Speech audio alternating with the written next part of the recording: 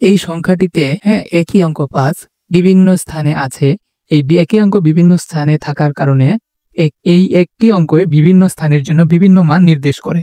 দেখো প্রথম ডান দিক থেকে প্রথম স্থানে আছে 5, তো এই একক স্থানে থাকার কারণে 5 একক, এবং 5 পরের অঙ্কটি ডান দিক থেকে বাম দিকে যাওয়ার পর দ্বিতীয় অঙ্কটি দশক স্থানে থাকার কারণে 5 10 50, এবং তৃতীয় 5 শতক স্থানে থাকার কারণে এই 5-এর স্থানীয় মান হচ্ছে 5 শতক সমান 500।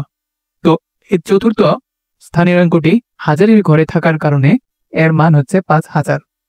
তো এরপরের 5 অঙ্কটি হজুতের ঘরে থাকার কারণে এর নাম হচ্ছে 5000, এর মান হচ্ছে 5000, এবং লক্ষের ঘরে থাকার কারণে 5 এই 5-এর মান হচ্ছে 5 লক্ষ।